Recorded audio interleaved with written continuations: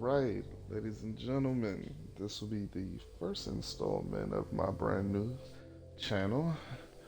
I go by the name of Android Centaur 5, or Android, as most people seem to pronounce it.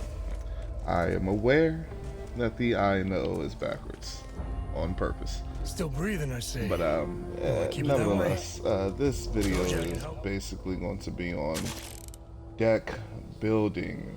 I get so many teammates that don't think they have actually what's necessary in these particular decks to do the higher difficulties down packed. And it's not that you're all wrong. It's just there's a lot of misinformation that's going around in the community, and I'm trying to clear that up as best of my abilities. Take a look at this.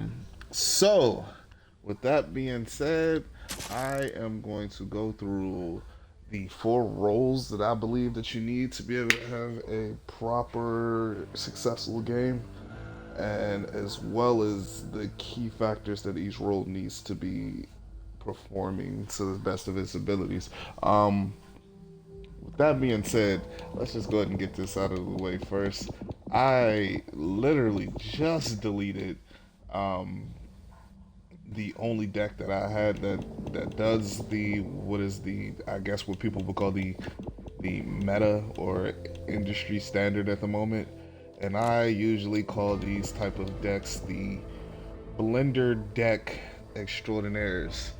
You know exactly what I mean when let's say people do things like this. Well, in this game, for some reason, they value movement speed more than anything else, which is probably the worst stat that you should have in your top 15, especially since they've recently, well, not recently, but a few updates ago, they made it so you can start with your whole 15 instead of getting the 5. I can see movement speed being somewhat important when you were doing the three. You have to pick between 5 cards of which you want to use for that level, but since they've done away with that, which I actually like, I wish they would bring that back. That was it made it very fun. It made it rewarding. It was like the longer you go through the level, the stronger you get. It was like, yeah, you're powering up like Goku or something of that nature. I like that.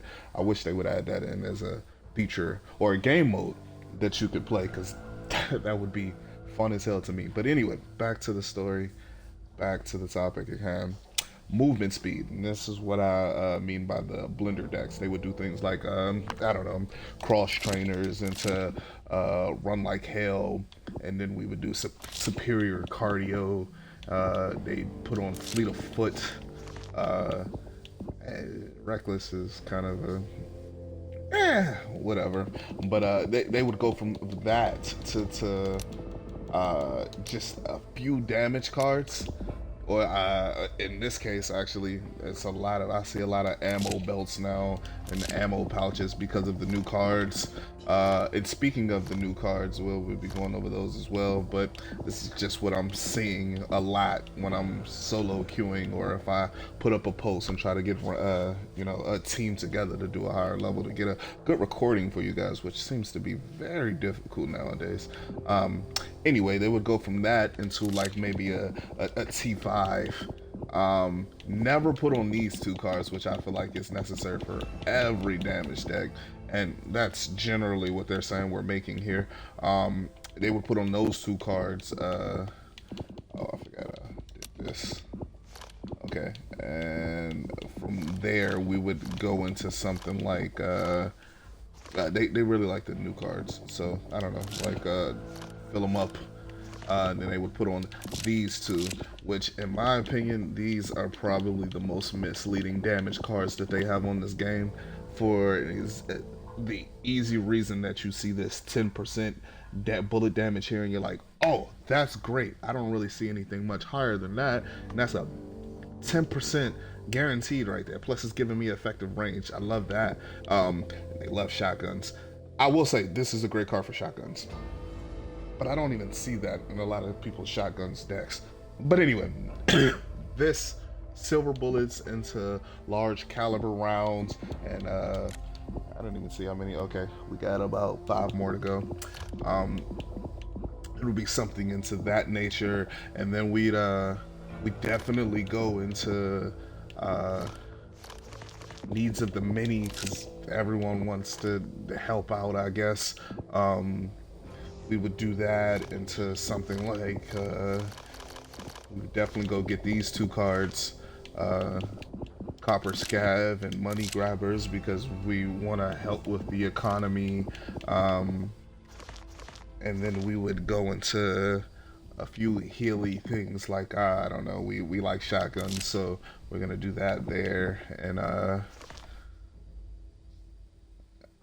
actually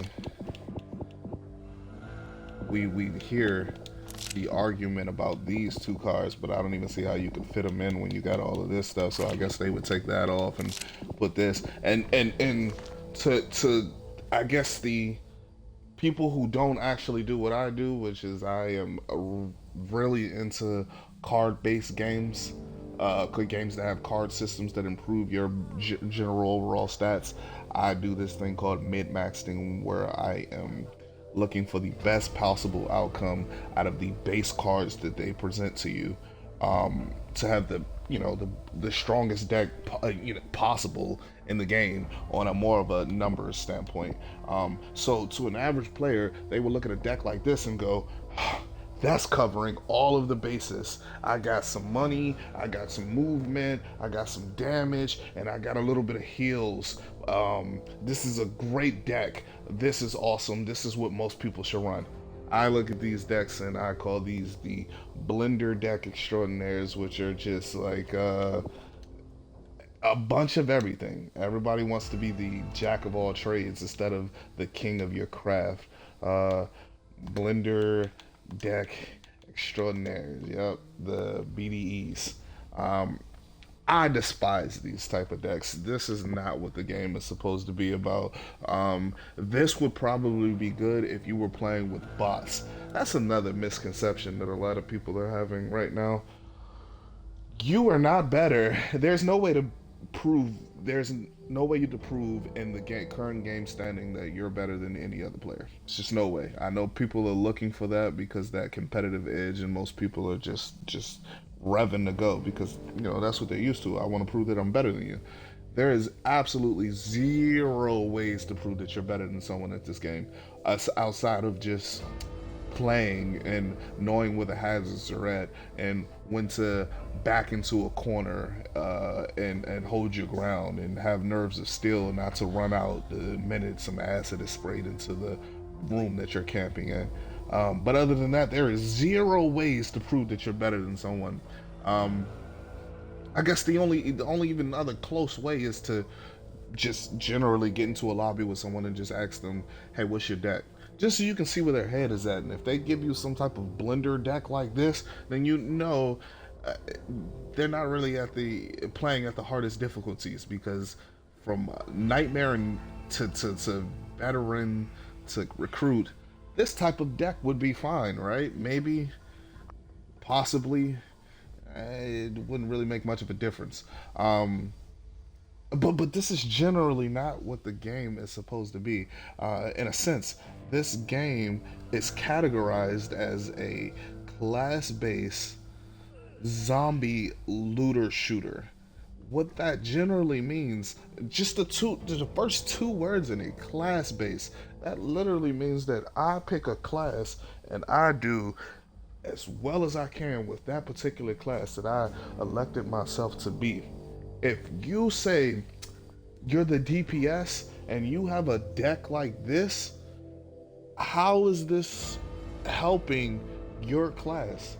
I mean, literally, the only thing that you have on here that's consistent is probably the T5, right? Because everything else is a percentage chance, right? Well, even T5 is percent. No, no, no. It's flat 8 damage, right? Okay, so you only have a flat 8 damage in this whole deck. Everything else in your deck is a percentage. This is not good if you were the DPS. Honestly, this isn't good if you're anything, because I feel as though the main four classes that you need to have a successful run without little to any problems is a DPS, a healer, a crowd control, and an economy deck, which is like the banker. In that sense, you'd be able to do your class to the best of your abilities by taking out things like, let's say this was the DPS deck, right? Money doesn't help you in your goal as the DPS, and as the DPS, you're supposed to be wiping out any specials as soon as they pop up. If you're not killing specials by yourself when it's within seconds of them being seen and spotted, your deck is no good. And honestly, you can't really do that with a shotgun because your goal is to kill that special when it's at distance, so it doesn't even get a chance to get one hit on your team whatsoever. You take it out, and only really way to do that with a shotgun is if you get those extended barrels, which is like, I want you dealing damage and killing things at the beginning. I don't want to have to wait until you hopefully find a barrel. I want to do that. So the best, honestly, almost every other weapon is just better than the shotgun. The shotgun is a good secondary ender when you are closer to anything, and yeah, you can end it pretty quickly. But as far as my main DPS, I don't. I hate hearing, "Oh, I'm gonna go DPS shotguns," because 9 times out of 10, if they're saying that, their deck looks like this. Deck look like this. Before this video is over, I'm gonna show you guys what a proper DPS shotgun deck looks like. But even still, I wouldn't even want you to use it. Like, I mean, yeah, it would work, but still, it relies on you getting those barrels. Long story short, this type of deck probably works in a situation where it's just you and bots. But when you're doing that, how's that fun? Actually, I take that back. That's probably fun for a lot of you guys. But I will tell you this: the way that this game works is you're getting a lot easier of a difficulty no matter what setting you're on if it's just one actual player. The game ramps up by how many players are playing. So if you want an actual challenge and to prove that you have some type of skill in this game, you gotta play with other players. That's the whole reason they didn't put solo into the game in the first place, because they never intended people to play by themselves. You guys wanted that. They want the game to survive, so they're trying to appease the audience that it's appealing to. But generally, they don't care about solo. That's why almost every time we get an update, solo, something's left out of solo. Like, for example, the duffel bags didn't spawn in solo because they don't care about you playing by yourself. They don't. They only put that in there so people would stop tweeting about it. But no one cares. I don't either. I actually enjoy playing with other people. I would rather play with other people. I don't want to sit and play by myself. This wasn't what this game was intended to do. I said it's a co-op looter shooter zombie hoarder. Like, come on now. I said that wrong, backwards. It sounded a lot better the first time I said it. But either way, that is what this is supposed to be. Co-op. 4 players. They never intended you to play by yourself. So these type of builds, I mean, if you're gonna do this, play offline. Play offline. I mean, you're not really benefiting your team at all in this type of deck. Play offline. Now that we got that out the way, I'm gonna get rid of this because of course I would never do that. I did. No, I did beat No Hope with a friend of mine's, Dreadly. She's great. I think she's gonna start streaming. I'm gonna have her on the channel a couple times, every now and again. She's a great co-host, awesome player, one of the best docs I've ever seen play this game. Anyway, but with that being said, I'm gonna show you every role that I have set up because I've already went through. I've did the grind before they did that update where they front loaded the cards with the duffel bags. I did the whole almost 7 hour grind to get all of the cards just because I really like this game. I mean, I really hope it doesn't die. And the whole point of this video isn't to bash anyone and make them not want to play the game, because of course I want people playing. I need people to play with. But to maybe better my odds to get more, I don't know, useful teammates. I mean, your usefulness all basically comes down to your decks, most likely anyway. So what we'll do is, like I said, go through all 4 of those categories that I mentioned earlier, which are the DPS, the healer, the crowd control, and the economy decks. And there's a friend of mine's, Reese. He's a pretty good player too. we'll go through all four of those decks and the decks that I use to set them up. Now, when I make my decks, I never look at uh, the 15 that I have in my deck. I look at the overall because I'm always thinking these are big decks, big decks. I'm not going. Oh, I only have 15. I'm looking at if I was controlling all the players at once, so I'm looking at 60 cards instead of 15, right?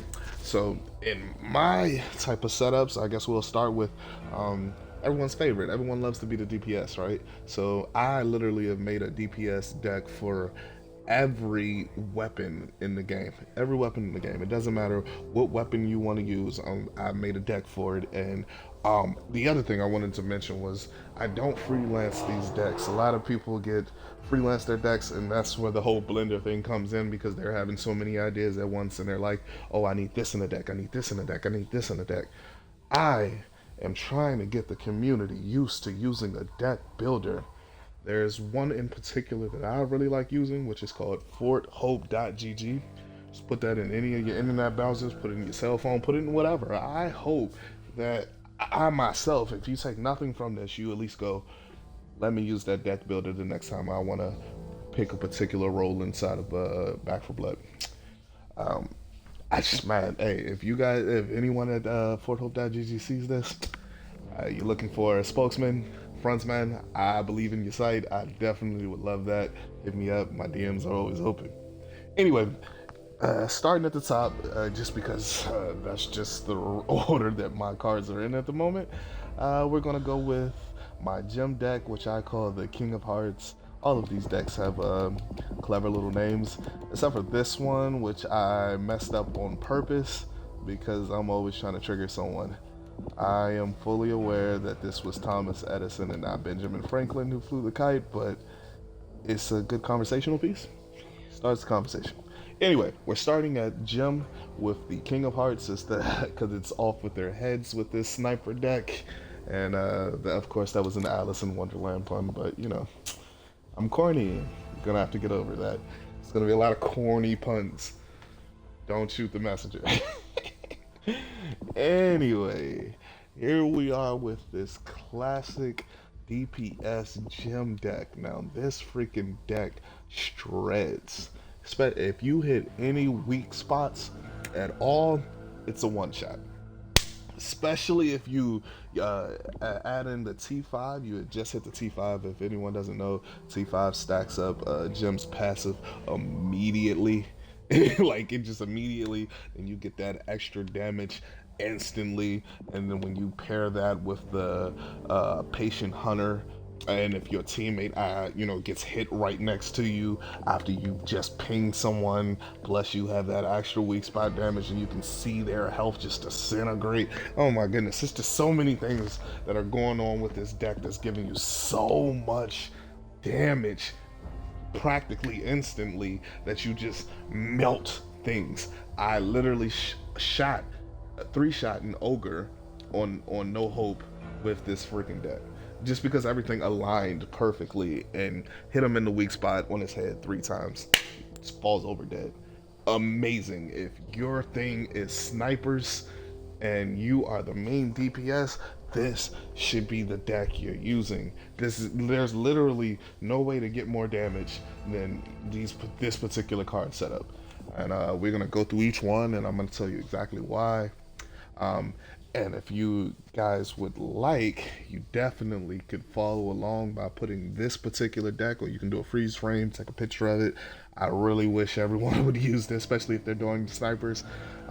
Put this particular deck into forthope.gg, the deck builder, and put your deck into it, and just do a quick comparison. I literally don't do opinions on my decks. I just go by numbers, and forthope.gg shows all the numbers of what your deck does, even when you pick the character that you like and those character perks that get added into your deck that enhances your deck. But without further ado, because I don't want this video to be, I don't know, 2 hours long, let's go ahead and push through. So I just like seeing the emblems of the gadgets, so I know I've updated the deck, and I color code everything. You don't really have to put them in any type of this order, but these are the cards you should use. We're gonna start with that experimental stimulants, just for the simple fact that 9 times out of 10, uh, when you're popping this card, you're trying to hold out inside of a room, right? If you're holding out in the room, this cloud hits everyone. Not only are you getting that 50%, 15% extra damage, but your whole team is getting that 15% extra damage, which is 15% extra damage for Jim is insane. It it doesn't even matter what gun you're using mostly at that point. If you have a green M1, that 15 extra percent damage is gonna shred mostly everything that you point that fucking shotgun. I mean that sniper at. Shotgun. No, no, no. Anything you put that sniper at, it's gonna melt. We're gonna follow that 15% damage up with this stock pouch here because of course that extra 10% in that you don't really need the sniper capacity. I notice I don't really burn through sniper ammo really like that. I'm always using the 50 cal though. I know a lot of people like using that with the Phoenix, which is also a good option. I'm not gonna take anything from the Phoenix. I just personally like that one shot, boom, and then it's on the ground. Some people like the speed and the mobility of that Phoenix. I actually have seen a person play with the M1, and I've done that too. Once you get some recoil, the recoil barrels and things that help with that bouncing, that terrible recoil of the gun, it's not that bad. Most of the time, you burn through so much ammo with the M1. A is because of that recoil, you're missing more shots than you're actually hitting. You just don't notice that you're missing, really. But once you get that recoil, you hit more shots. It takes less shots to kill something, so you're shooting a little bit less. Not that bad once you get it all the way up. And then that has that speed that most people love. They love moving fast. Um, After that, of course, we're gonna boost up our weak spot damage. The only bad thing about this is you're getting that negative 40% when you're actually attacking. Um, I generally, before these gadget cards came out, I had in control movement to counteract that.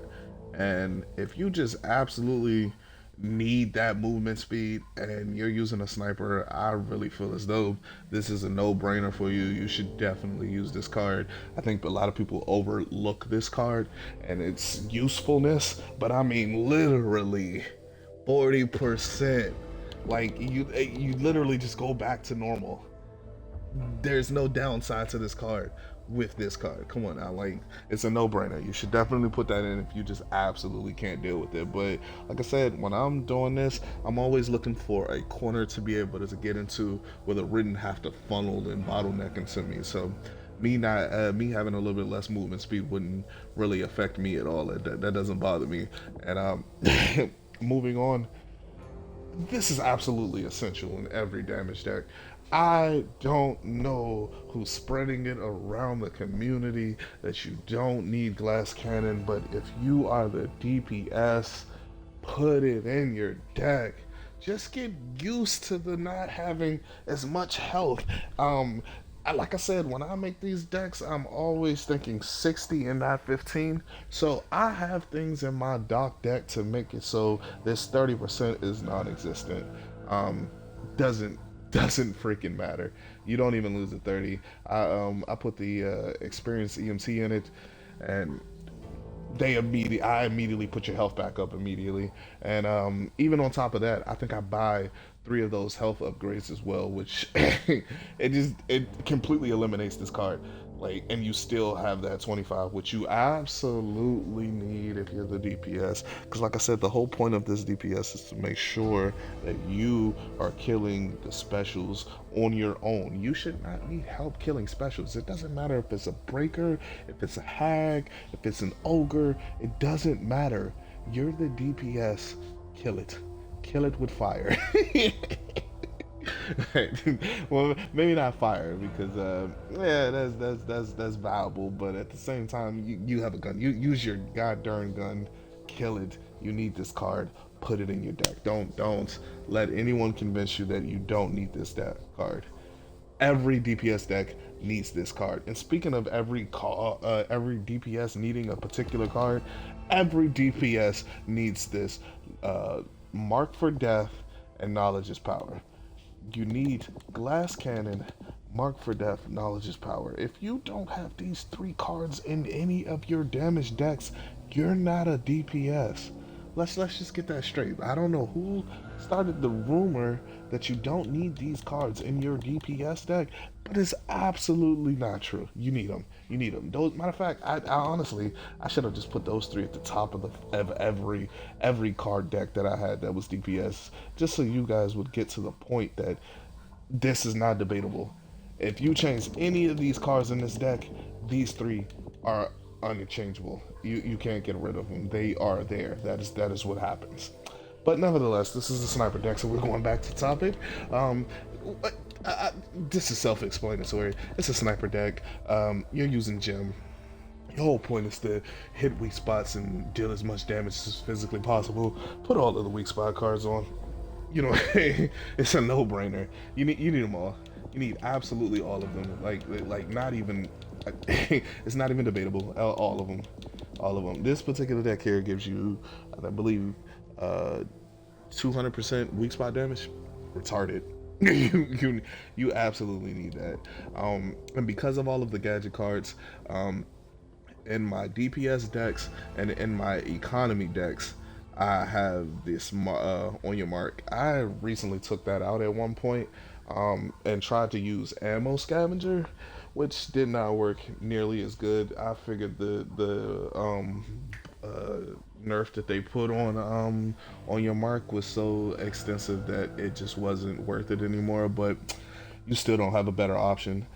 Put this in your deck, especially if you're using these gadget cards, because it's nothing worse than when someone uses T5 and every couple seconds they're like, give me some AR, give me some AR, I need some AR. Just put this in your deck and you don't need it anymore. You're generating it yourself.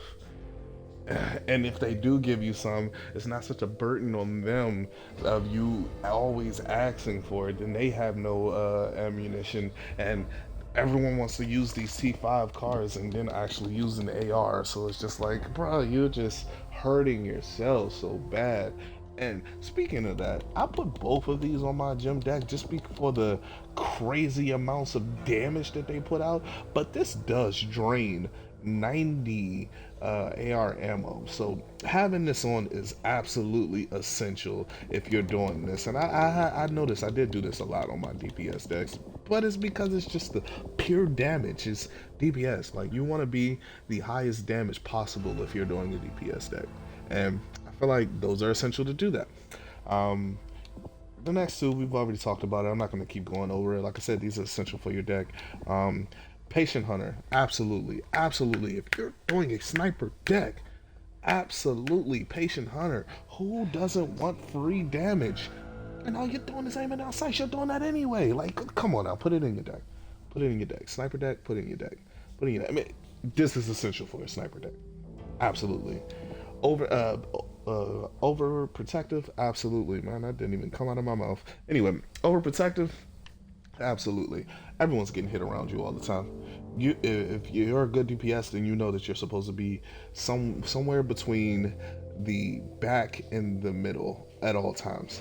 And that is just the perfect position to be, so you can always get this 20%.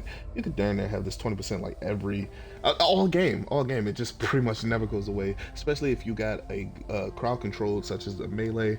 They're always getting hit. You stand next to them at all times. You're always gonna have an extra 20% damage. It's crazy. It's crazy. Great card. Put it in.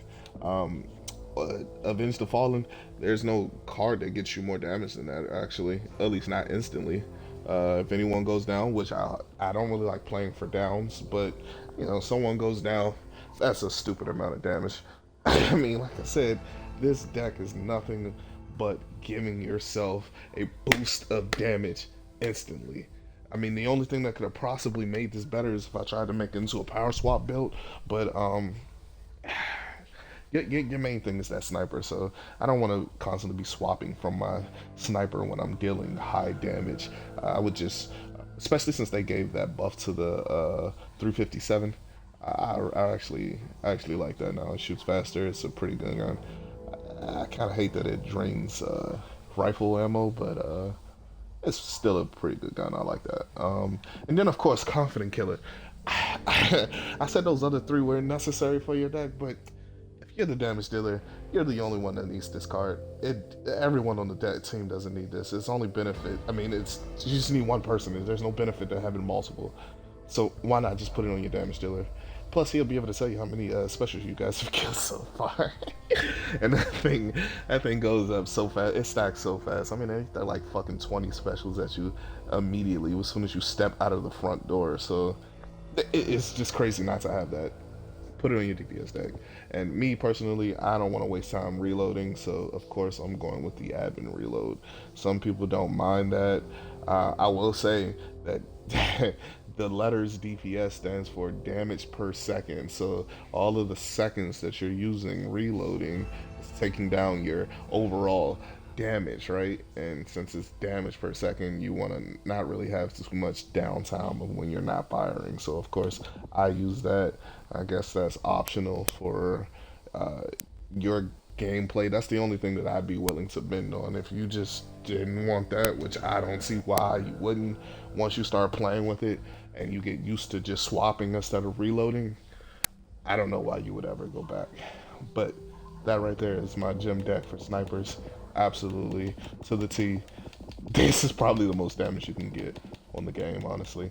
I had a debate with a group that I was in on Facebook, and they were talking about how shotguns are better than snipers, and I was just like, the shotgun isn't really better than any other weapon on the game. As far as your DPS, anyway, your main source of damage is never going to be a shotgun.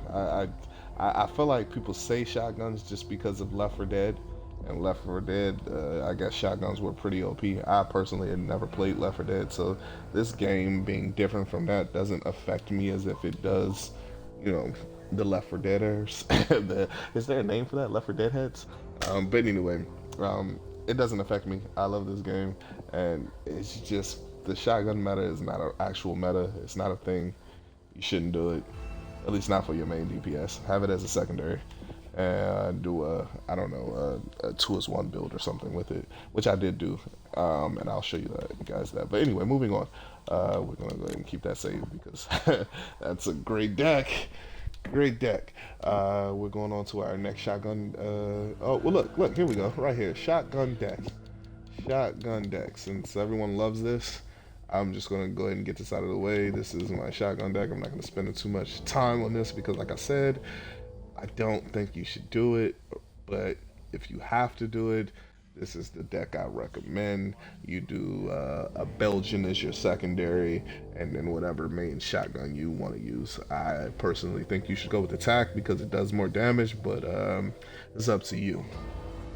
So the experimental, of course, I couldn't fit T5 in this because it's just too much essential stuff that you actually need to make this deck work, and T5 just wouldn't work.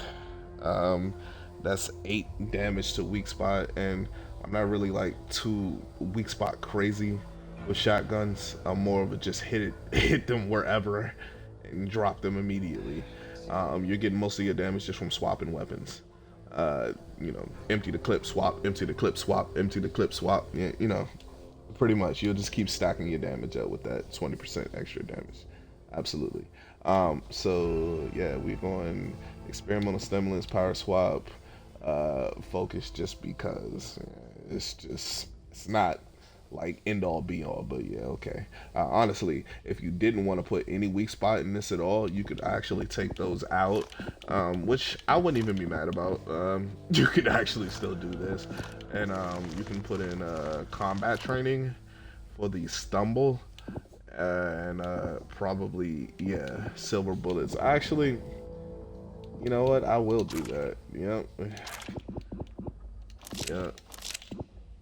Yeah, that actually might not be bad for this, because you want to stumble them and you want more range. So yeah, I wouldn't even be mad at this. This should be something. Look at that. Look, I'm changing the deck for you guys already. That's what you should do. Because weak spot, yeah, okay. It's not gonna really make much of a difference because shotguns hit hard anyway, and if you're close enough to hit a weak spot with a shotgun, it doesn't fucking matter if you hit the weak spot. Like shotguns thrive from up close. The whole point of me saying the shotguns aren't the greatest for DPS is because you don't want anything to get close enough to you that you can hit a weak spot with a shotgun. Like you just don't want that. So anyway, this is what you should do. That power swap, that cocky, that glass cannon, that swap guns out, because you want that swap speed between between these two. That swap speed is ridiculous, and you're always getting that fucking buff. You're taking less accuracy here, but who the fuck cares? Because you don't want to be accurate with a shotgun anyway. You should not be aiming down sights with a shotgun like that. Why would you ever do that? It doesn't matter. And then of course you want that on your mark just because you are the DPS and you do have a gadget. You have less gadgets than everyone else because I think all my other ones have both, but you still should have that in there because you're with this deck you would never run out of shotgun shells because one, you can't unless everybody seems to really love that AA-12. I personally, again, if I'm doing a DPS deck, I don't want to pick the lowest damaging shotgun in my DPS deck, but some people just want the movement speed instead of the actual damage, which you're supposed to do.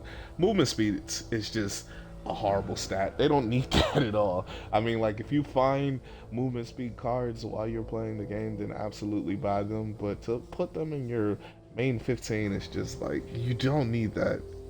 You don't need that. If everyone's playing the way they're supposed to, where they're picking a role and they're staying to that role and they're doing that role the way they're supposed to do, and no one's running off, they're staying back to shoulder, you don't need movement speed.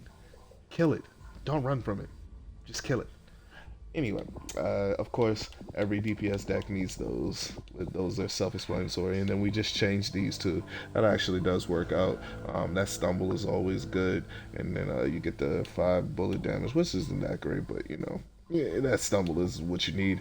And then that range is important. So yeah, silver bullets is probably really good for a shotgun. And then of course that avenge the fallen, because of course if anyone goes down, you want to be hitting like a truck. Get everybody up. And then we have that admin reload, because of course it's a power swap deck, so every time you swap it's reloading. That's amazing. Then the shell carrier for the extra damage and the shotgun capacity. Like I said, you will never run out of fucking ammo with this deck. You're not using anything but shotguns, and then your secondary is unlimited. You're never running out of ammo. And then of course the buckshot bruiser, just because you're shooting with 2 shotguns, why not heal for any of them? And then if your main job is to get rid of the specials, that is what buckshot bruiser shines. You get all of your health from shooting at specials, not the actual commons. So you're healing yourself. You're making the job for Doc a lot less difficult. We're gonna go ahead and save that because I actually like that rendition of it. And if I ever try shotguns again, that'll definitely be what I'll be using. But into the better options, I would say. Now you can use this for your crowd control, or you can use it for your DPS. I've seen it used on both. It's great on either one.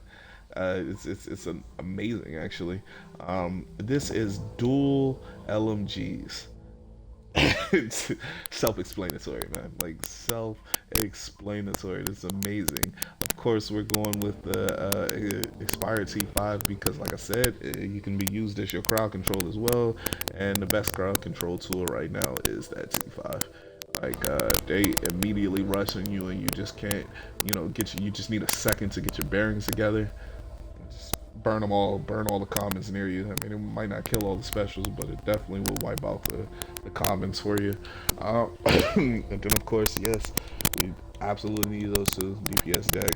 And then that ammo mule, you definitely need the ammo mule. If you're going 2 big, huge guns and you're burning AR, plus you have the T5 gadget, you need that ammo mule, plus that tactical vest. You need to boost your ammo capacity through the roof. You'll be holding like 1,000 AR rounds.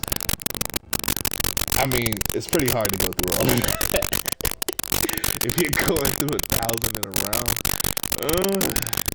But even if you are, man, we got you covered because I remember, like I said, we always have that on your mark on there. So you're putting back whatever you just shot most of the time. But if you're going through this much, man, you need to kind of rethink those builds. Rethink those builds. But of course, against the fallen, and then we're going meat grinder just because we're using 2 LMGs and we want to not have to aim down sights. LMGs have what's called reverse accuracy. So they start off shooting very wide and they kind of a little bit uncontrollable, but the longer you fire it, the tighter that accuracy gets. So this just makes it go even faster. It's a pretty good card to have on your LMG deck. And then of course on your mark we need that, and then the swap speed. So this was originally a power swap deck. Not so much anymore. You don't actually. I took out the power swap. You know what? You know what? Oh my goodness! You're absolutely man. Look. I'm glad I went back over this with you guys because yeah, absolutely. You don't need that. Like I didn't go back and look at this deck again. But yeah, you don't need the power swap anymore. I mean the swap speed anymore because this is not a power swap deck. I originally did dual LMG's power swap, but you don't really. I took that out to put in T5, and since I took that out, you don't need the swap speed anymore. You might as well just go with the stimulants again, and then have this again be in the room, and you just melt everything. Now there was a leak that came out that showed that we were supposed to have 2 more gadgets, one that slows and then one that stumbles. Now when that slow one comes out, I'm taking out the stimulants. Matter of fact, I'll probably take out both of these. I'll take out the T5 and the stimulants and put in the stumble and the slow, and then pop both of those at the same time, and then this would be broken. Like, oh my goodness, they would be so broken. And then of course, since we got both of those in there, we're going with the on your mark, the glass cannon, suppressive fire. That's what makes this a crowd control. Shooting into a crowd, banning your bullets left to right, slows down a huge portion of everything that it hits. It's amazing. Use it. And then of course, fill them full of lead. I think they made pretty much this update mostly about giving some love to the LMGs, and honestly, it shot LMG up to like the top of DPS now. LMGs are great. Before, I only picked them up if I was doing this deck, and 9 out of 10, I probably wouldn't even have kept it the whole fucking game. I probably would have ended up dropping it. But you know, just adding these 2 simple cards made it so it's like LMG. Rethink that. That's a good thing to have, you know. And then of course we're doing the 2 as 1 because we want 2 LMGs for this. We're doing the confident killer because it generally is a DPS deck, more crowd control, but generally DPS. You can use it for both, so I'll put it on there. And then the admin reload because we don't ever want to have to reload an LMG. Way too fucking long. I don't want to reload an LMG at all. Especially, come on, did I just tell you we were carrying 1,000 rounds? Hell no, we're not reloading that shit. Fuck no. Especially if you get a mother load. Imagine having to reload the mother load. God damn it. You put like 200 rounds in your main clip. That's not even a real. Is that? Yeah. You know, that is a real thing. I was about to say, I was like, wait, can you do that for real? But it was like only like a 100-round drum. But I'm pretty sure that would be heavy as hell. Anyway, moving on. We're going into this deck here because this one's actually was my first DPS deck that I actually built, and I was like, this is how DPS is supposed to go. I stopped trying to fit because originally I would tell you, yeah, I was doing blender decks as well, and when I realized that didn't actually work the way I thought it should work, is when I started building decks like this, these team decks, which is what I want the whole community to end up doing, because those blenders are not that great. This is for AR's SMG. and the title is self-explanatory. This was literally the first deck that I did, though. This is the Mutation Killer DPS deck. Oh my goodness, man. ARSMG. Yeah, you're taking up 2 guns and you do burn through those 2 ammos. I wouldn't say you empty your whole clip because you do have on your mark, and you can only hold maybe 200, 300 rounds of the AR, and then what is it, maybe 400 rounds, 400 maybe 500 rounds of the SMG rounds. So we end up putting both of those in. So we put in tactical vest for the AR, and then we put in mag carrier for the SMG.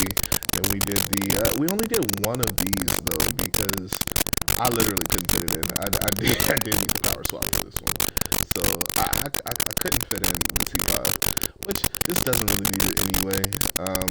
You literally melt everything without the T5 in this set.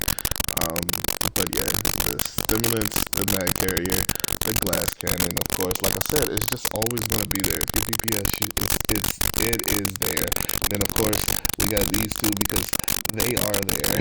Like they just don't go. And honestly, with the DPS, this is like a staple as well too, because most of these DPS decks have at least one of these gadgets in it. So you want to be putting the ammo back. We're going into Shredder because it's a consistent line of firing, and it builds up Shredder super fast and gives you that extra damage that you absolutely need. I don't think I had Shredder in the other decks. Yeah, I'm pretty sure I didn't. Yeah, but it's essential on this one. Then we have that guns out for the swap speed because of course we're doing power swap on this deck. This is actually a power swap deck, which is great because you need that 20% extra damage, and you just notice immediately as soon as that 20% kicks in, you're watching the health go. It's going down at a nice pace to a huge block just disappeared out of his whole health bar. Like you just see it.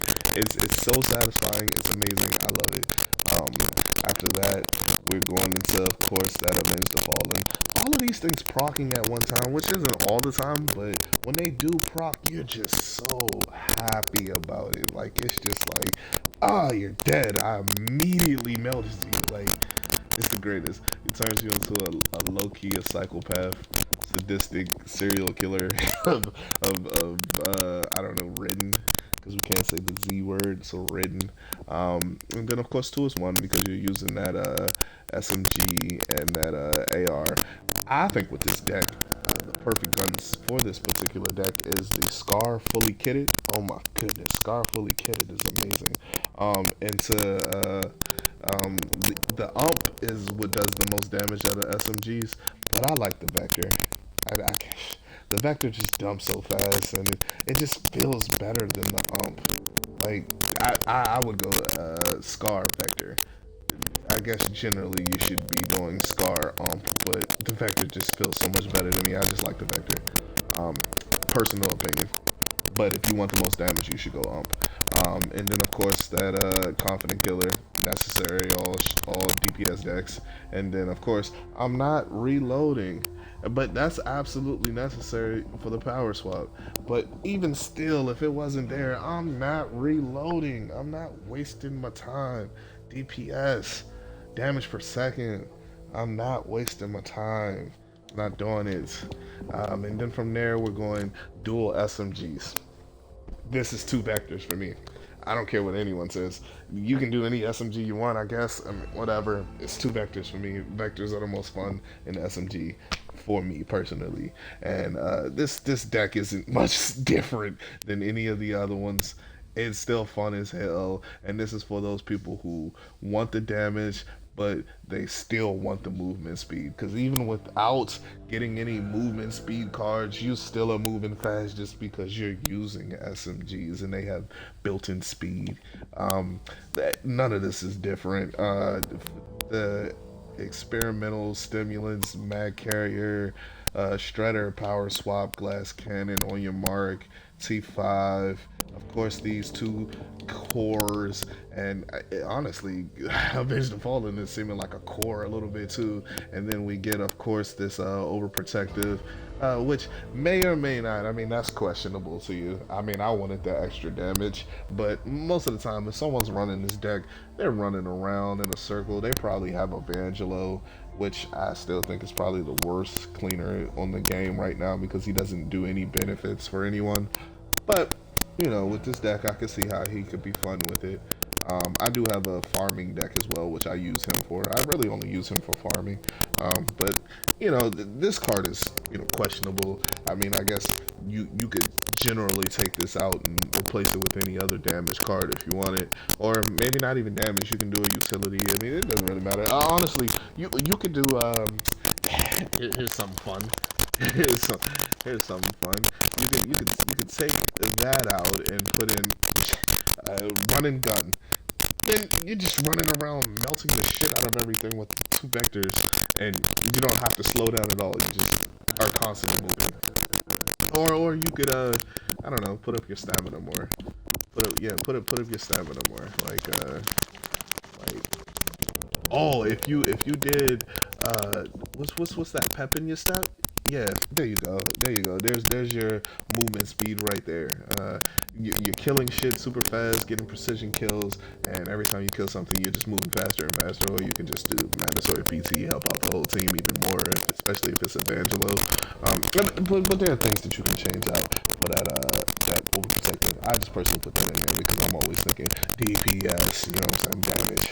And then of course that ammo mule, because you're going to be burning through SMG like absolute water, especially if you do those 2 vectors like I said. So you need that.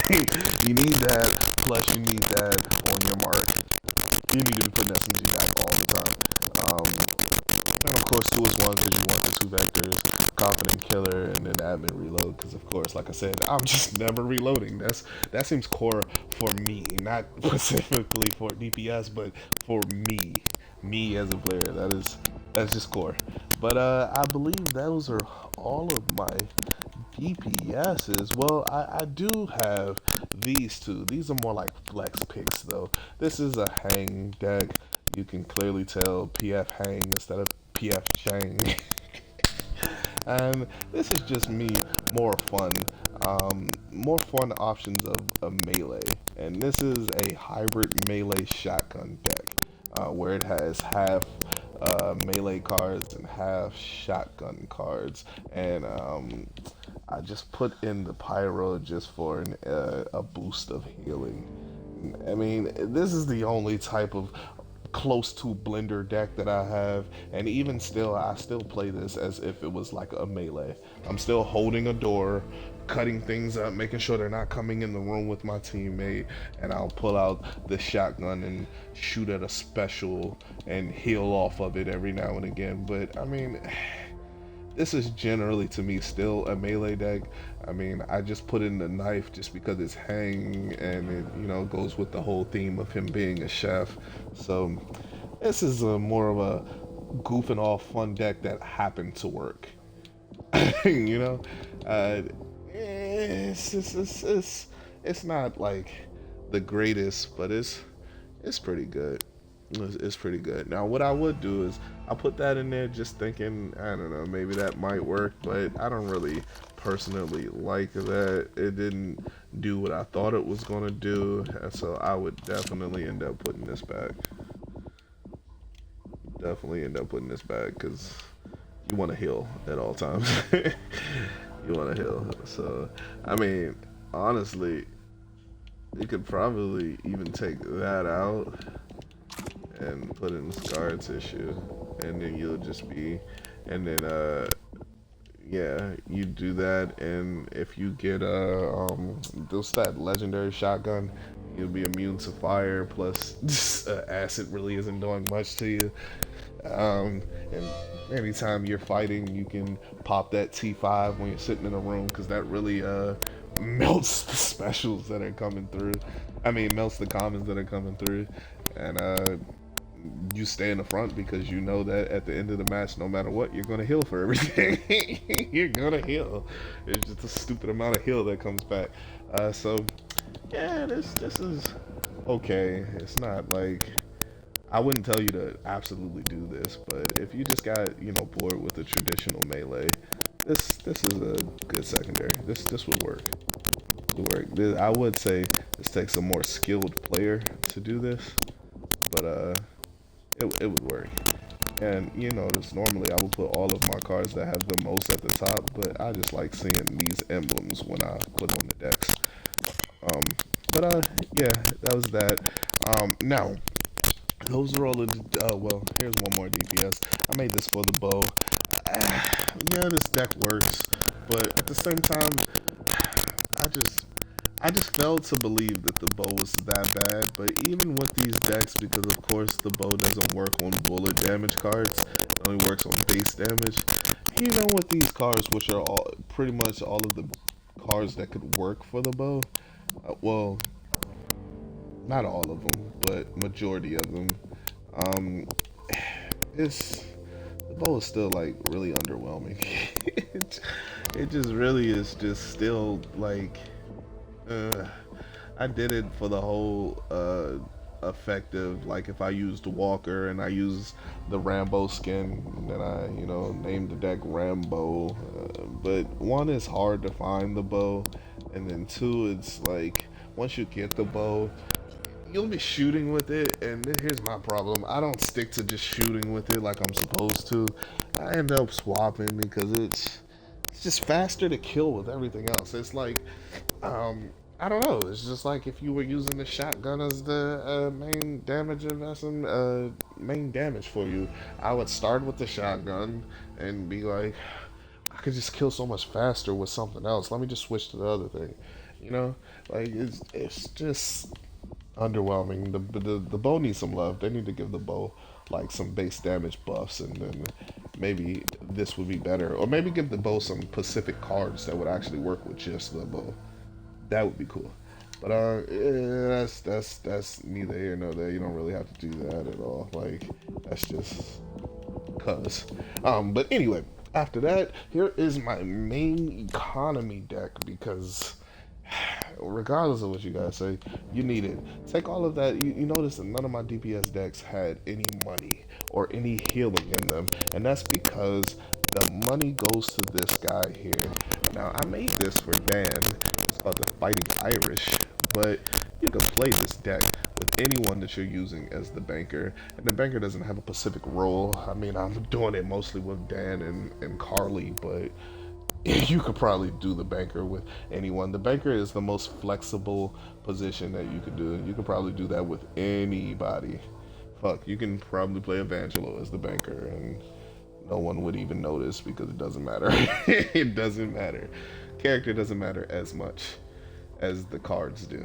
And of course, everyone sleeps on this card, but it is so broken. This guy is on special lockdown. Whenever there's a special that comes like a hag or a breaker or anything, you pop this card, burn that 20 sniper rounds, and just lock that special in place. Like, and just let your DPS just melt him. Your whole job is to just make it stand still. That's it. It's like you're just carrying it around a permanent stun gun, and you're just constantly just making the special just stand in place. That's your whole job. You're just utility. That's everything. You generate money and become the utility god. Like that's it. That's all you do, and it's amazing. I love that card. I love playing the banker just to have that card, and I like generally generating money. It's like a mini game inside of the game for me, and I thought that was quite enjoyable. Avenge the Fallen. Like I said, this is for Dan. I don't put any damage decks on Dan other than this card, and that's just because of his passive. This is for Dan. Now, I will say, if you have multiple of these Avenge the Fallen, it does stack above 30%, so you'll get that 60%.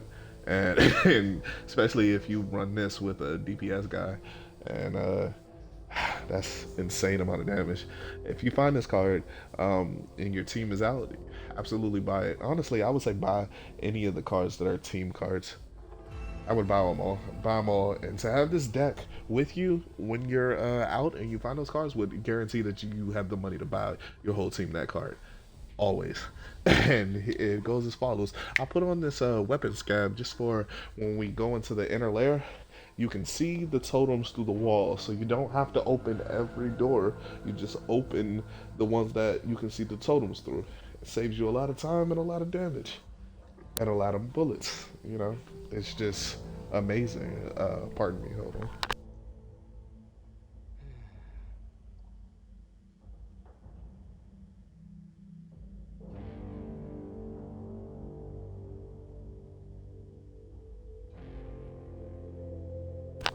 My bad, ladies and gentlemen. I'm getting over a bit of a cold. That's all. That's all right. Voice sounds funny to me, but yeah, it's because of the stuffy nose, I guess. But anyway, uh, the next card, and like I said, I normally put these in an order, but I just like seeing the emblems at the beginning of them. Anyway, that share the wealth, absolutely. That hazard pay, absolutely. That copper scab, that money scab, that bounty hunter. Bounty hunter is probably the best card to me. Bounty Hunter, because you're killing so many specials, and it's very rare that you would get all the way up to the 300. It's very rare, but you know, it doesn't matter. That 10 just stacks up so much so fast, especially if your DPS is doing their job. Oh my goodness, you just have so much money. You buy all of the cards and still have like, I don't know, darn it, 2,000 left over at the end of every level. It's crazy. We'll run that card. Run that card. It's broken. Um, Life insurance. That's just, that's to combat that card break time. So if someone goes down, of course, and then I think in Dan's passive he does something with the cap as well, and then Doc. So it's a good card to have in here.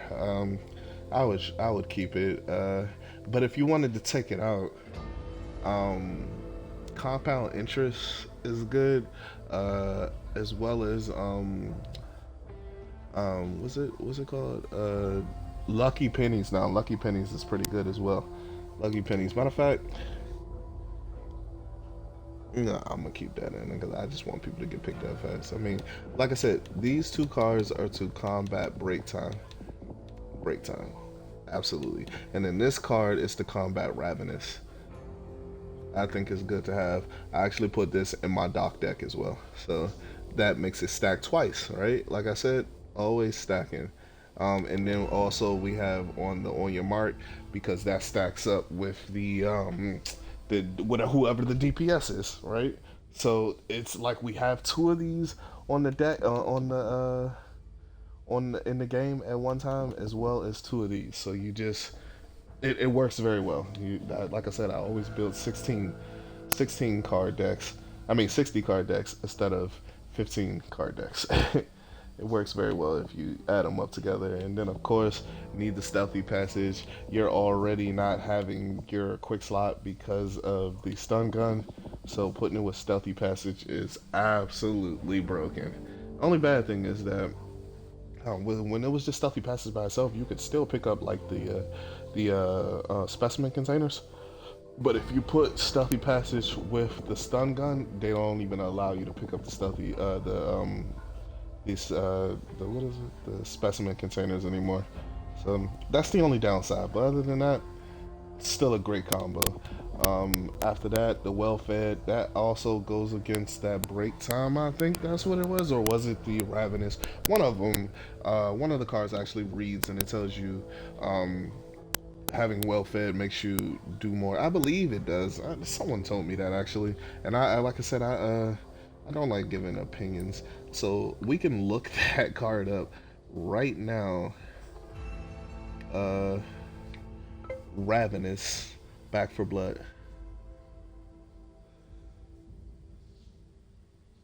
Let's see. Uh, it's a corruption card.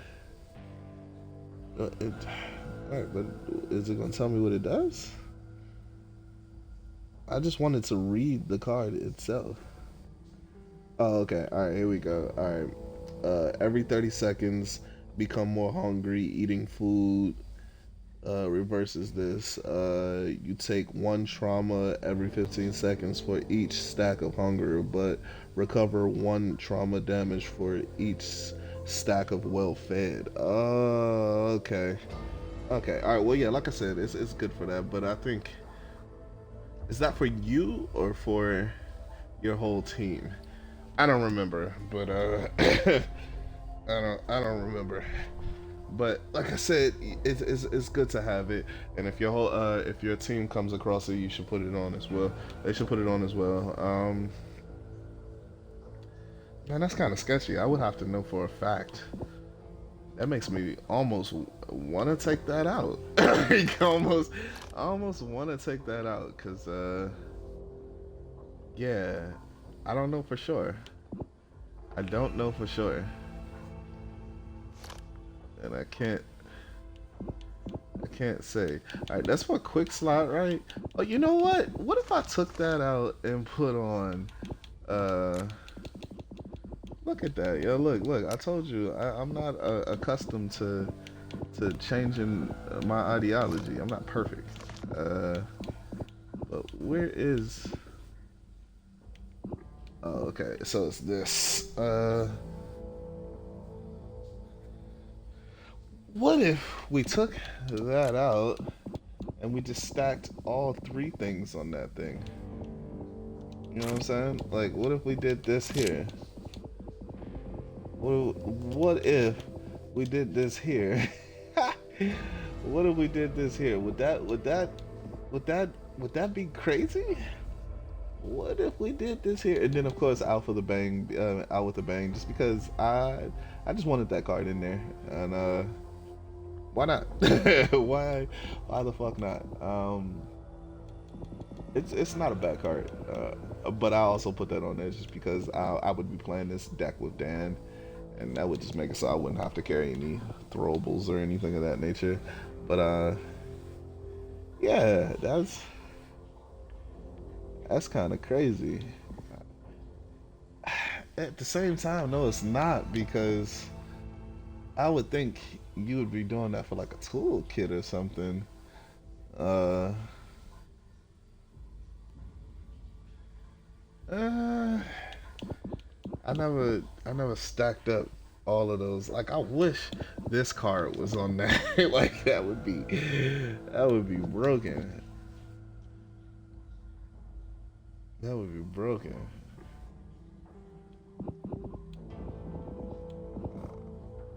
Uh,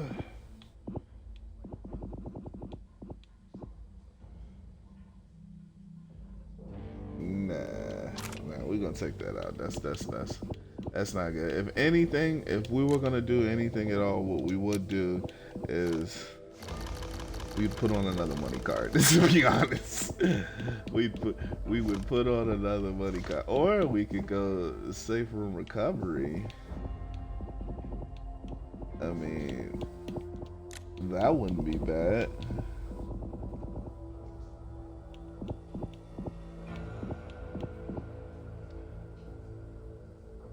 Matter of fact, yeah, because that would help out the melee a whole lot. Yeah, absolutely. I've been wanting to put that card back on anyway. I just didn't know where to fit it at. Yeah, safe from recovery wouldn't be bad. I just well fed. It seems like you would have to have all four of them for it to matter on that. What's the name anyway? So yeah, I would probably do this. I would probably do this because I mean we have enough money. Like, we go through this all the time with this deck, and you definitely have enough money. And I definitely would buy these cards as soon as I see them. We could do safe room, or we could do another scav, which would also be good.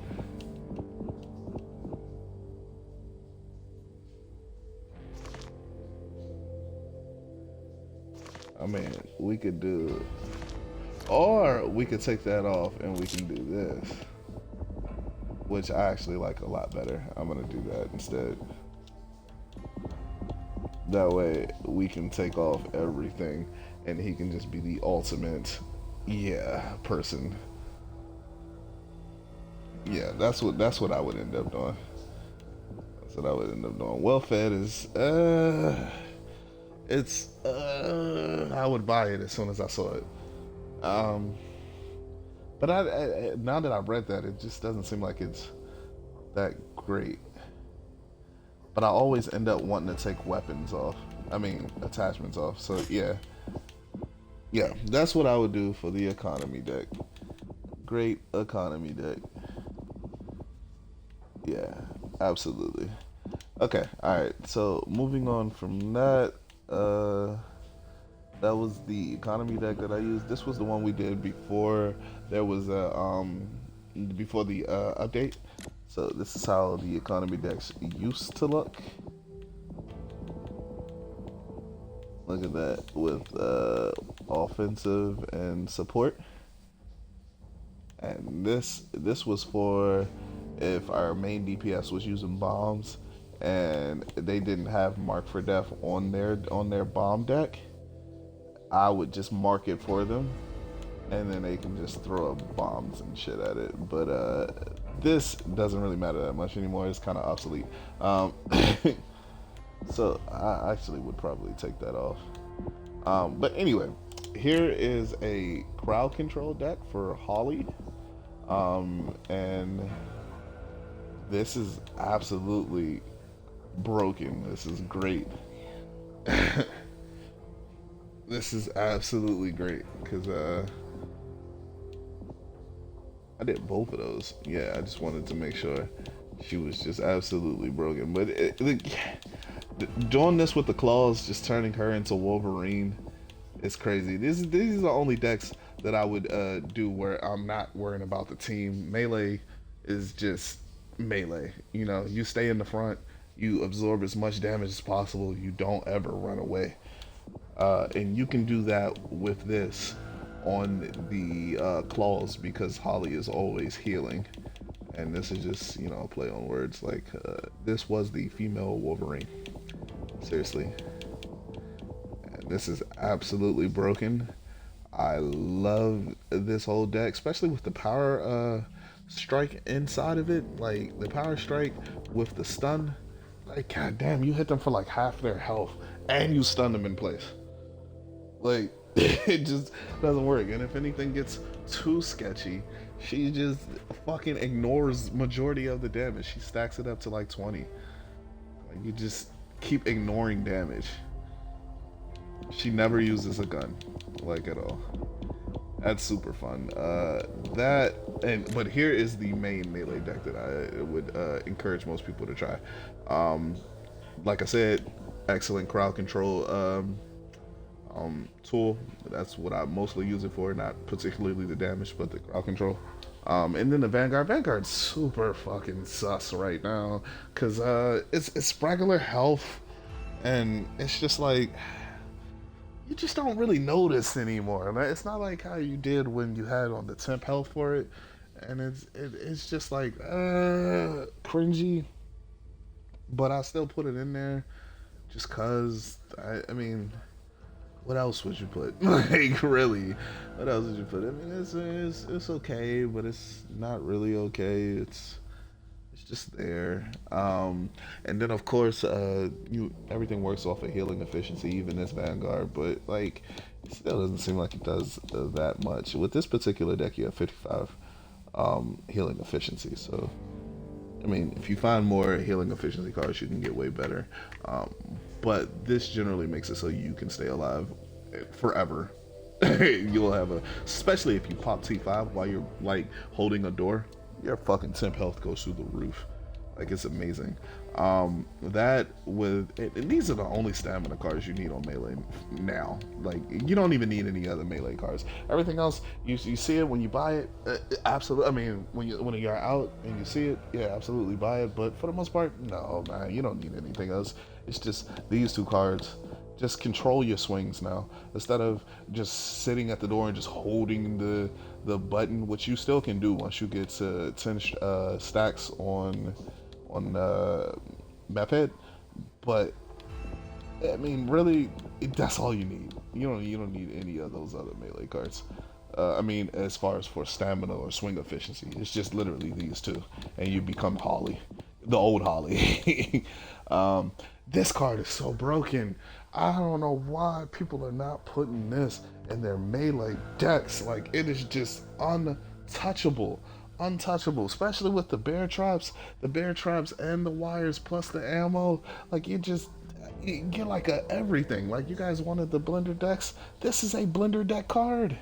Blender deck card. Like it's amazing. I'm constantly dropping traps and bear traps everywhere, and especially when we're holding the door and we drop those. I stop swinging and everything. Place that shit down. Let the special walk straight into it and beat it to death. Like it's amazing. Like you are like a fortress with this card. They can't get through like at all. Like you're just like stopping power extraordinaire. And then of course it's just the regular standard cards. I do this instead of fit as a fiddle. One, because I'm always doing this with Charisse, and two, because the overhill is more important than the bolster health. It really is. Like bolster health is cool or whatever, but overhill is way more important. Overhill is way more important. And then of course the mean drunk, since they got that rework to it, and it doesn't just make you walk anymore, which I really didn't have a problem with that, but people love their movement speed, so they took that out, and it's still strong. Of course, we're doing this just because holding a melee weapon get that 20% damage resistance plus that 15 damage, crazy. And then this is to make sure that we have no worries. We stand up in front at all times. We don't fear anything.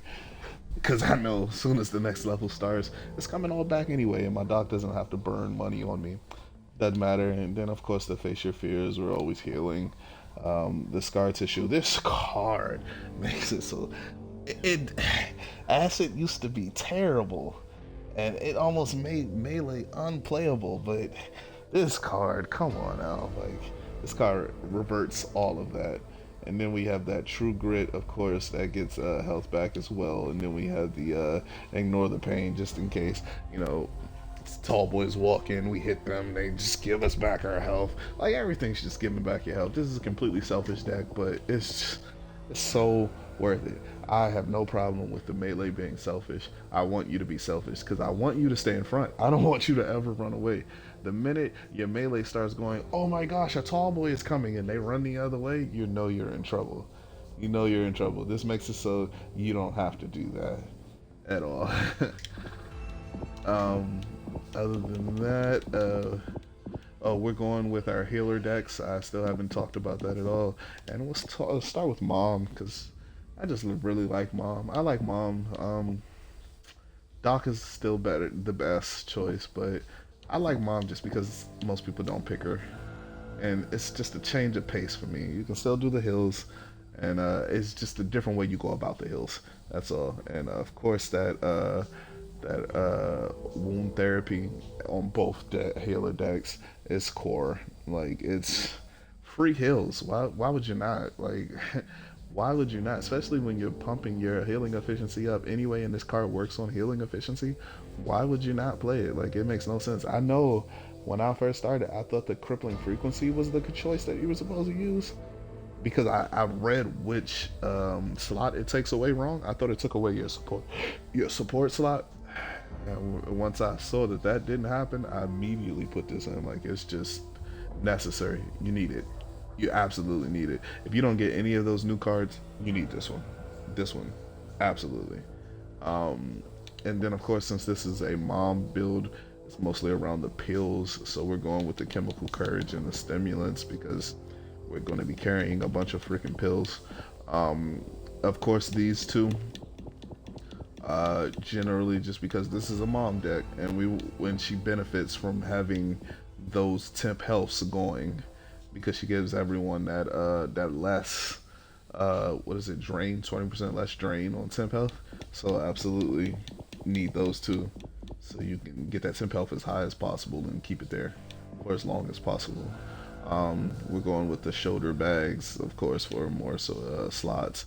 Then we're trying to get those reuses on all those pills. We don't want them to get one-time use. We want to reuse them. I think that's pretty standard on healing decks nowadays. The food scaff, absolutely put that in all of your healing decks.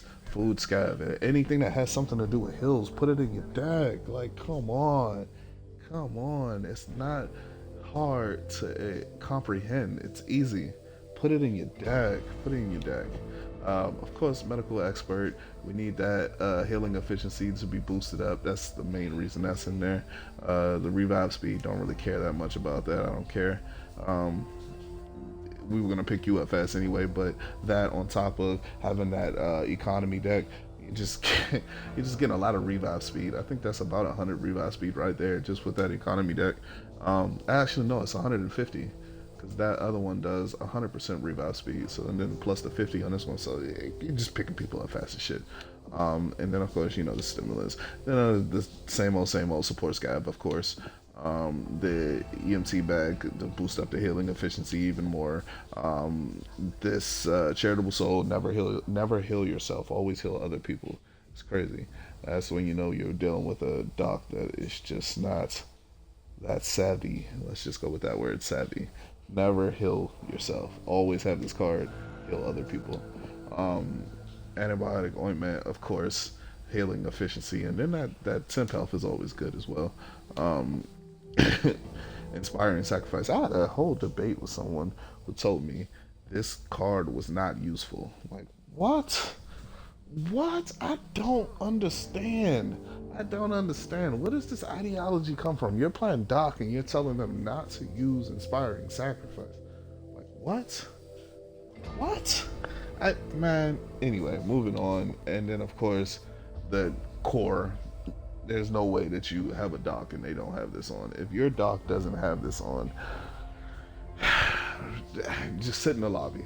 Just sit in the lobby, man. Like, you just don't even start the game, man. My fault. This is for mom, but you know, the doc and the mom decks don't really differ that much. But like, come on, sit in the lobby. Sit in the lobby. And of course, I love the names of these decks that I'm giving ibuprofen. Anyway, over to the doc deck. Of course, like I said, it's not much different. It's a few cards that are different, but not much. We're going to the wound therapy, of course. The well rested. I don't have fit as a fiddle on this deck. Like I said, because the overheal is more important. Overheal is just way, and then the healing efficiency, yeah, that 5. That I'm always boosting healing efficiency.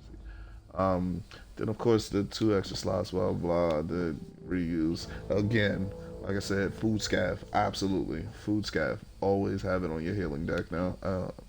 The medical expert, of course, for the healing efficiency. The support, charitable soul, self-explanatory. Core, self-explanatory. Amped up. I don't think I didn't have that on the mob deck, but on this deck, everything about healing. Everything about healing. You always want it. And this card was way more broken before when it was doing temp health, but you know, every little bit helps. A little bit helps. It's just regular health. But the so expiring sacrifice, of course. I don't know where that argument came from, but core needed. Antibiotic ointment, self-explanatory. EMT bag, self-explanatory. Group therapy. I can heal anybody. Doesn't matter where you at on the map. I can heal anybody, and you're gonna get healed too. We always want to heal everyone all the time. Self-explanatory. And then, of course, I recently just added this back into the deck just for the. I mean, I can't even say that it's not. I mean, yeah, it's good, but. This is just to get people comfortable with playing with Glass Cannon. You need it. You absolutely need it. It's core. And since that's core, I gotta make you comfortable with thinking that it's core. So I'm boosting your health before we even walk out the door. Self-explanatory. After that, we're going with the classic Pyro deck. Classic Pyro deck, and I'm sure everyone has already seen the videos on how broken this card is. I'm not really one to like want to use exploits. I feel more accomplishment and self satisfaction. Wow, what? Blah, blah, blah, blah. What was that word? What did I say? uh, I feel more satisfied. Satisfaction. It's not a word. That should be a word. That sounds great though. But I feel more satisfied with beating the game when I'm not using any exploits. I don't want to use exploits. I want to be satisfied with beating the game as the game was intended to be beaten. I've done that countless of times. I do that with multiple people.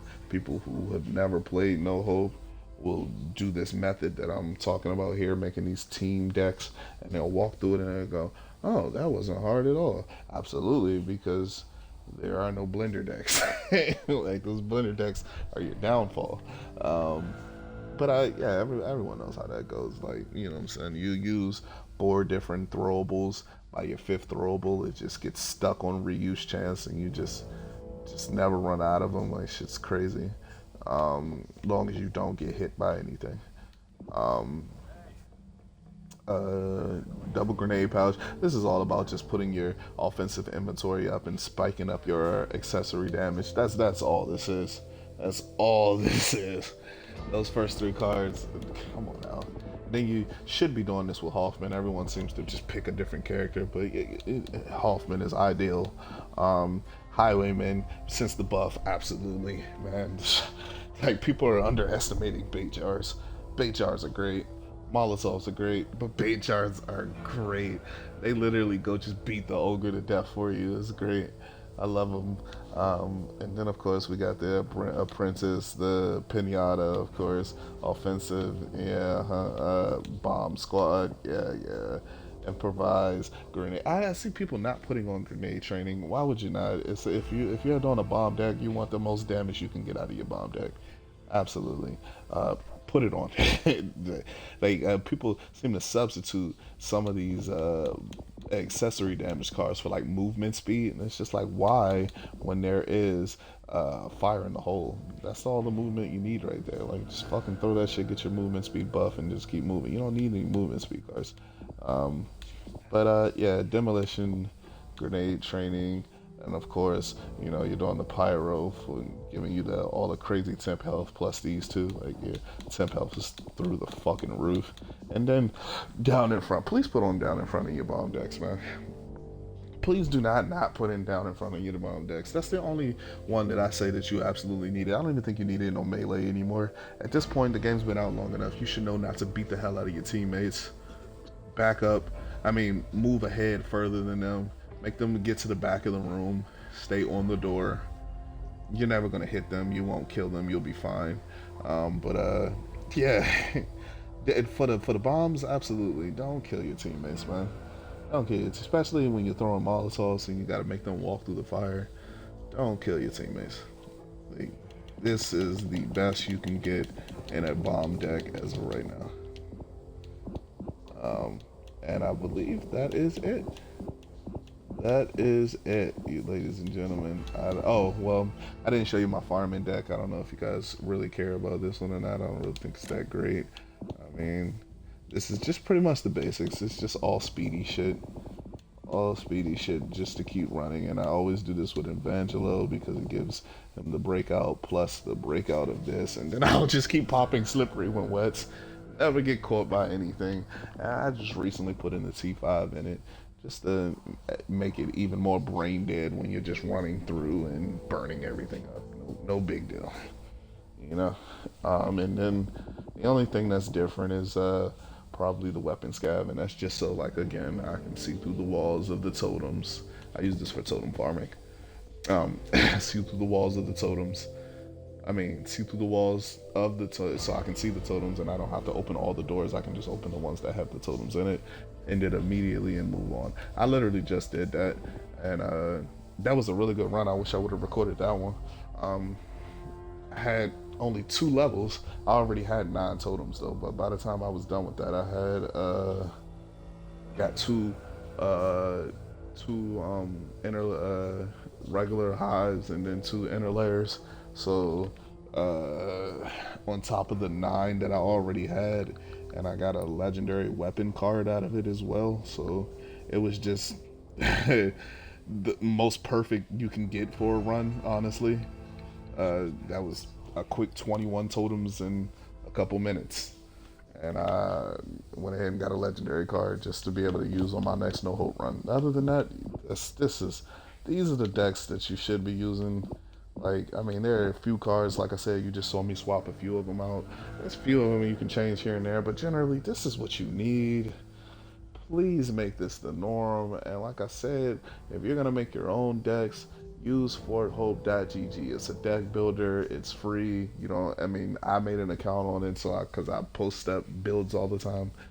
But literally, just do these decks. Do these decks, please. My next couple videos, I'm gonna be doing playthroughs of each axe, and I'll have everyone in my party running at least one of these decks. And I'll show you firsthand of why this isn't an opinion. This is just straight facts. I only deal in facts. So signing off, Android Centaur 5. I'll be putting up much more videos. Like, share, subscribe. Stay tuned.